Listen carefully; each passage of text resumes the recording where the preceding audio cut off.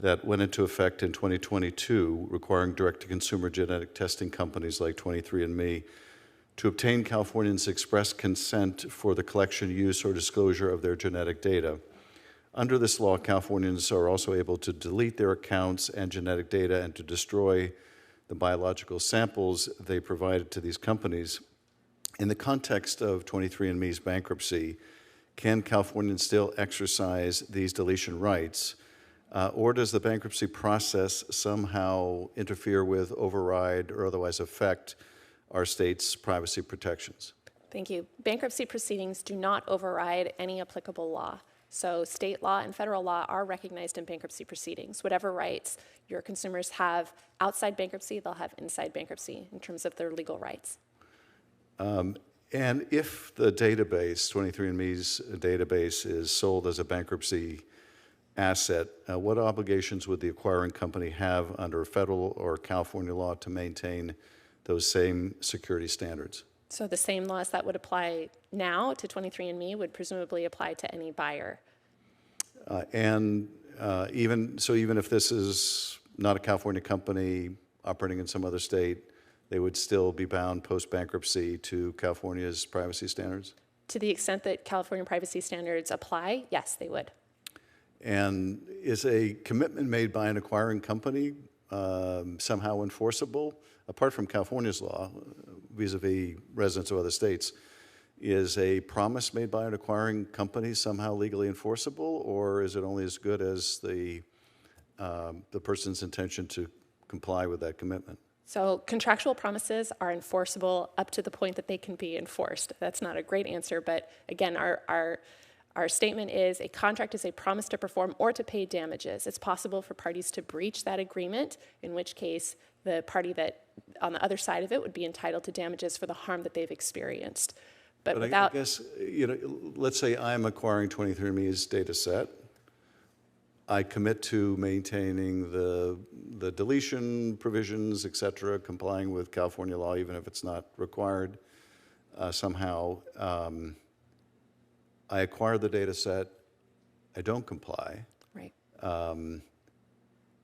Has my offer to comply or my commitment pre-bankruptcy, has that somehow turned into a binding contract with the owners of the genetic data, the people who have the genetic data? So it would depend on who you were in privity with, I guess, in terms of the contract, to use, a fancy legal term. A contract is between two parties, and so you have to have an agreement between those two parties. And I guess the question in those situations, if you were promising to abide by the commitment, who would be on the other side of that promise? Who would be able to enforce it? Right. Well, it would sound like the consumer would not be on the other side of that promise. It would be more one of the parties to the bankruptcy, which would then we would be then reliant on them to enforce that promise. Does that analysis make sense? That makes sense to me.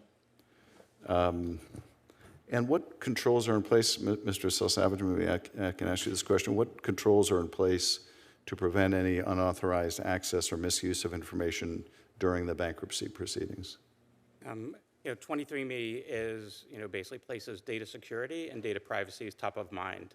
We basically have continued to maintain a strong system of security, making sure all of our data is encrypted. The genetic data is stored separately from any consumer identifying information, identifying who that genetic data belongs to. We have enhanced our security processes, especially around bankruptcy, understanding that there is additional threats.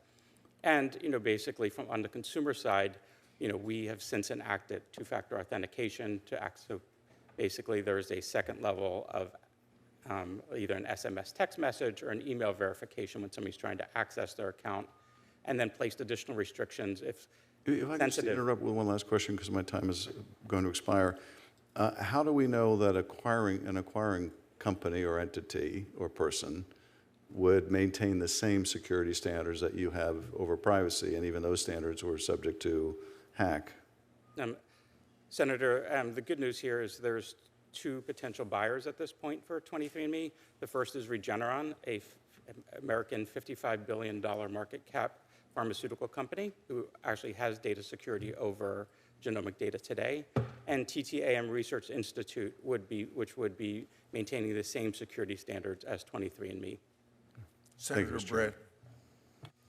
Thank you, Mr. Chairman. To follow up on the senator's question, so would you commit today to the same privacy standards that you have demanding those of the company that purchases 23andMe?